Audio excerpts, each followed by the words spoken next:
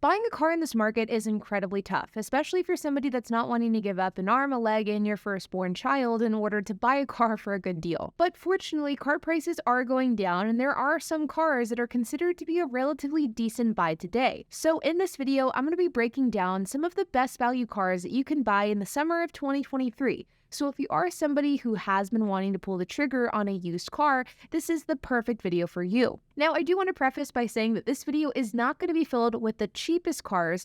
Instead, I want to focus on which cars have dropped in value the most over the last few years, especially in relation to where car prices were in 2021 and 2022 when they were incredibly inflated, and the true market value prices of these vehicles. So let's get started. Number one on this list is a car brand that I've been talking about a lot over the last few months, and that is Tesla. Teslas aren't the cheapest cars out there, but if you're looking for a car that has lost the most value in recent months, there is no car out there that has declined in value as much as Tesla. Tesla has seen over 30% depreciation rate over the last year, and in a market where seeing a 5 to 7% depreciation rate is good, a 30% rate is unheard of. This is of course due to the fact that Tesla has decreased the prices of all of their models multiple times over the last few months. This was done by Elon Musk and the Tesla team in order to stir up Tesla demand in an increasingly competitive EV market. The fact is, it's safe to say that historically speaking, there is no better time to buy a Tesla than today, at least from a price perspective only. Teslas are the cheapest that they've ever been, and quite honestly, I think that whenever we talk about cars that are in a $30,000 price range, there is no better car out there than a Tesla Model 3. It is a steal of a deal for the price. The only thing that I will caution you on with Tesla specifically is the volatility of the market as a whole. In some ways, these Tesla price cuts have been a bit of a double-edged sword, because while they absolutely have been doing what they've been designed to do, which is stir up demand for new car buyers, they've also hurt some of the people that have owned Teslas, because the value of these Teslas that people have purchased over the years have gone down in value with these price cuts. Because of this, I think the one downside of buying a Tesla in this market is that you don't really know exactly how much your car is going to be worth in 6 months, a year, or 2 years down the line. For this reason, if you're somebody who's simply wanting to buy a car, hold on to it for a year or 2 years and drive it, and then try to sell it for the best price possible, I don't know that Tesla is the brand that I would recommend doing this with. But on the flip side, if you're somebody who's simply wanting to buy a Tesla, you want to drive it for as long as possible, and you don't really care about depreciation, then now could be a great time to buy this car. I've been keeping a close eye on Tesla markets for a couple of years now, and currently you can find a 2018 or 2019 Model 3 standard range for under $30,000, and you can find long-range models for about $32,000. While there are a lot of cars that fit this trim with about 100,000 miles, you can find them for less, for anywhere between 50 and 60,000 miles. So with this price range in mind, you can get a really solid car for a really great price. And if I was somebody who was in the market for a Model 3, that's probably exactly what I would look for. Next up is Jaguar and Land Rover, and we're going to be clumping these two vehicles under the same category because they're under the same company umbrella. Now, I do want to preface this by saying I do not in any way recommend buying either a Jaguar or a Land Rover. I don't like these cars because they have horrendously horrible reliability, and I just don't really think that they're a good purchase for the average car buyer.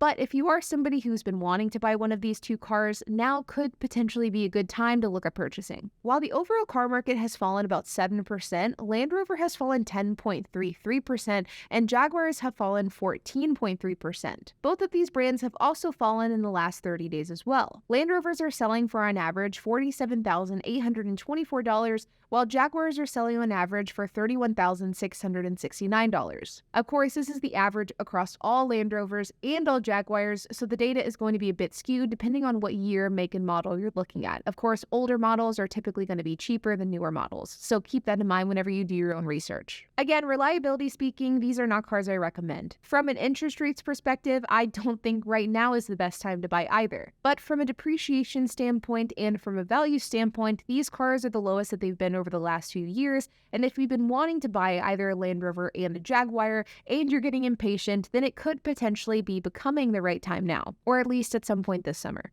Another great car that has fallen a lot over the last year is the RAV4 Prime, which is Toyota's electric variant of the RAV4. Again, this is another example of a car that is almost certainly not at the lowest price point that it will ever be at. This car will almost certainly depreciate more, but if you are somebody who's been wanting to buy a RAV4 Prime, now could be a pretty good time to do it. Prices on these cars have fallen by over 17%, and if you look at third-party platforms, you'll see that this car is riddled with price drops, anywhere between a few $100s to a few $1,000s, And some of these cars are being listed on the market for months at a time and still not being sold. The one downside about EVs, which a RAV4 Prime is the fact that the EV market is pretty volatile right now. Between tax credit, which Toyota currently doesn't qualify for, but they might in the future, as well as new variations of vehicles being released in an increasingly competitive market, an EV is something that you can't really guarantee depreciation on in the coming years. There are just simply too many factors that aren't adhering to the overall car market that a RAV4 Prime might be down 17% today,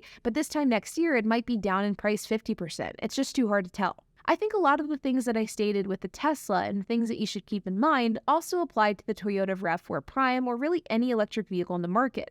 I don't know if this is a car that I would recommend buying if you're somebody that just wants to drive it for a year or two and then sell it for as much money as possible, because we just don't know where the value of that car is going to be at that point in time, and there is simply too much to put on the table that you could potentially lose. But if you are somebody who's wanting to buy a car that you can keep for an extremely long time and depreciation isn't as much of a concern, then I think that the Toyota RAV4 Prime could be a good buy. And last but not least is the Wagoneer. Now, I do want to preface this one by saying that I am not a fan of the Wagoneer at all. I'm not a big fan of Jeep products in general. I don't like the way the Wagoneer looks, and I'm also a firm believer that I think automakers are just taking it too far with the luxury segment. Not every automaker needs a luxury alternative, and I certainly think that this applies to Jeep. Not to mention the fact that the Wagoneer is absurdly expensive.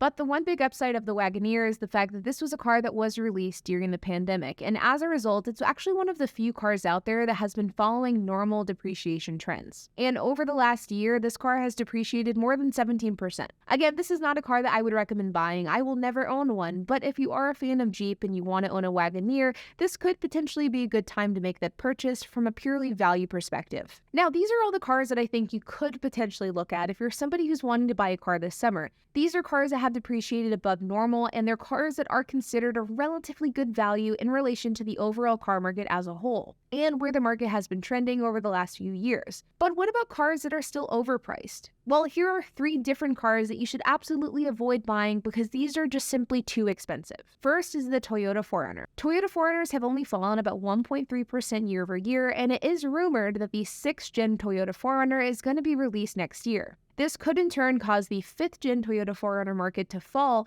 which means that you might be able to get a better deal on a 4Runner this time next year than you are in present day. For this reason, if you are somebody who's in the market for a 4Runner, I would probably encourage you to wait. Next is trucks. Trucks are still very high. The F-150 is up 1.5% year over year, and the Ram 1500 is down only by about 1%. And Tundras are up a whopping 6%. I think trucks have a long way to fall down in price, and if I was in the market for a truck, I would wait as long as possible because prices are not going to stay where they're at today. And last but not least is the Jeep Wrangler. Jeep Wranglers are up a whopping 23% year over year. This is particularly being carried by the 2019 to 2022 year models, as well as the older Jeep models that are sub 1999. If you buy a model that's a 2000 to 2018 model year Jeep, you might be able to get a good deal on those cars, and those are vehicles that I might consider purchasing today. But if you're wanting one that's between a 2019 or a 2023, this is not a car that I would touch because it is simply too expensive. But of course, the upside with Jeep is that they do hold their value, so it isn't quite as risky as some of the other vehicles that we talked about in this video. But like always, you guys, I hope that you enjoyed this video. If you have any questions, comments, if you have anything to add, I would love to hear it. So make sure to leave a comment down below. And while you guys are at it, make sure to hit the like button, hit the subscribe button, and hit the notification bell. And I will see you guys in the next video.